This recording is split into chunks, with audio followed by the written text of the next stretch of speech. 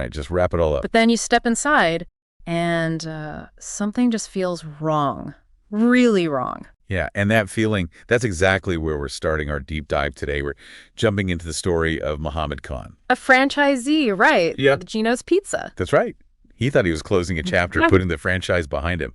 But instead, he got pulled into this completely new fight, an unexpected one, a fight for, well, what he sees as justice. And the source material we have for this deep dive, it's pretty direct. It's Muhammad Khan's own experience, his memory of events. Yeah, it's from an episode called The Last Meeting, part of the deep dive, Everyday Justice, Franchise Failure, and the Fight for Justice series. So our mission really is to unpack the key moments here. You know, from this really short, tense meeting, 5 minutes, apparently all the way to him protesting publicly. We want to understand what happens, what it means when someone feels like their fight has to go beyond just the contracts, beyond the legal stuff. We'll look at the tactics involved, the challenges he ran into, and how support showed up in some pretty surprising ways when the usual channel seemed closed off. This is really for anyone interested in those power dynamics, you know, the individual versus the bigger entity. And resilience, just that absolute drive to be heard. So what would you do? It makes you think. Definitely. Okay, so let's get into it.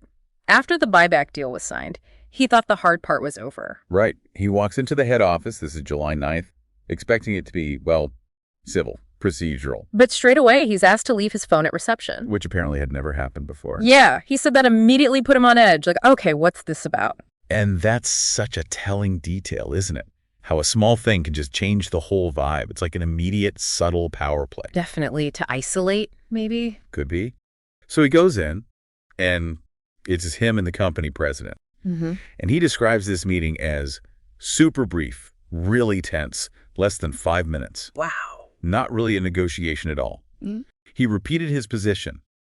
He wouldn't agree to release Gino's Pizza from any future legal claims. And that's when the conversation apparently took a turn. A very sharp turn, according to his account. This is the bit that really stands out. He says the president told him, quote, "I can afford $1,000 a day lawyer, can you?"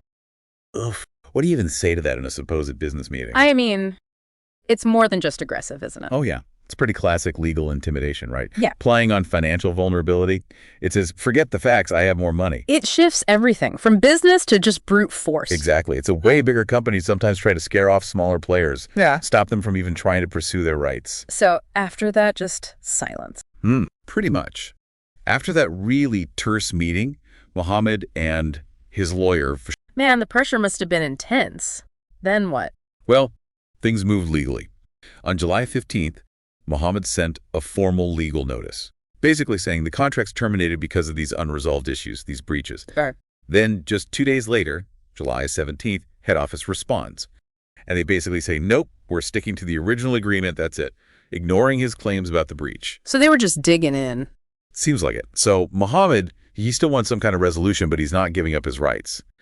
So July 18th, he makes this interesting legal move. What was that? He submits something called a statement of adjustment, but under protest. Under protest, meaning? It's like saying, okay, I'll technically complete this transaction so things don't grind to a halt, but I am absolutely reserving my right to challenge this later. It keeps his legal options open. Smart move, really. Very tactical. Like but even after that, yeah. more silence. Yep.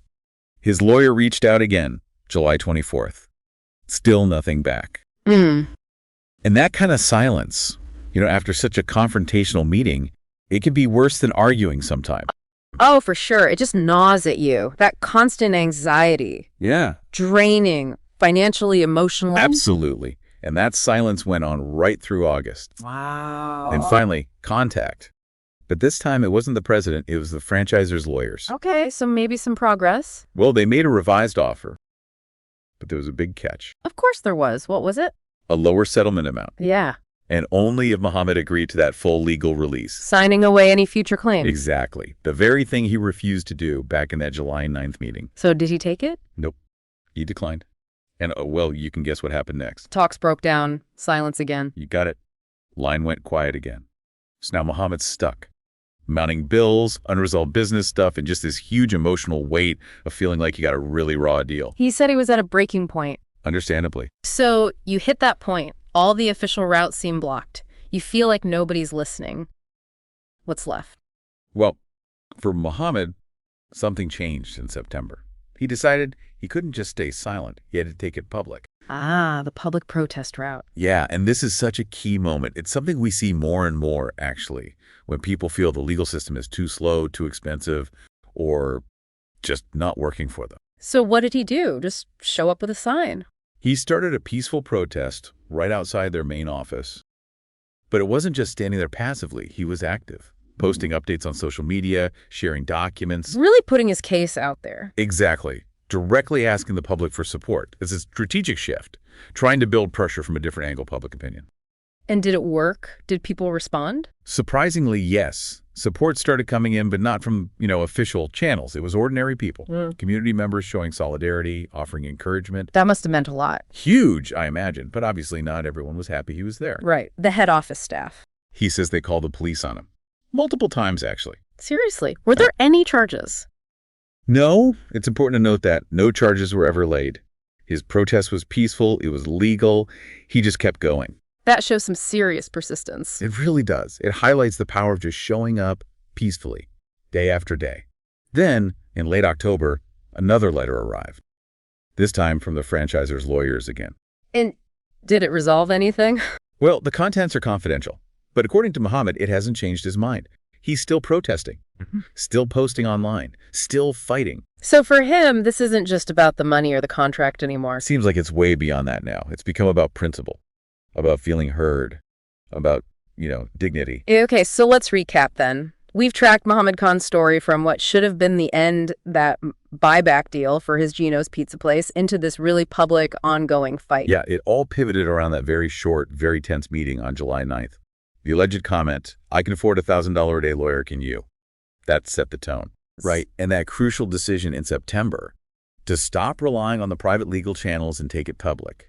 Peaceful protests, social media, even with the police being called repeatedly. And again, no charges ever laid from those calls. Correct. It really shows the kind of pressure individuals can be under when they're up against a much larger company. And that feeling, that weight of not being heard. Muhammad's story definitely shows that shift, doesn't it? From a private legal fight to a public campaign. It becomes about something bigger. It really does. It's about principle, dignity, that fundamental human need to have your story acknowledged, to feel like you actually matter in the process.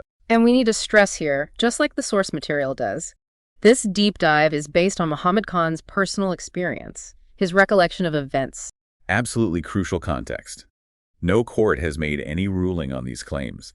There haven't been any findings of legal wrongdoing against the franchisor. Right. So Muhammad Khan's whole experience, it really leaves us with a pretty big question, doesn't it? What's that? In today's world, with information flying everywhere, complex systems, what power does one individual voice actually have? Yeah. And when does taking your story public stop being just a tactic? And become something more, like an act of principle you have to take. Exactly. What does it actually take for you, the listener, to feel truly heard when you're facing what feel like impossible odds? Makes you think?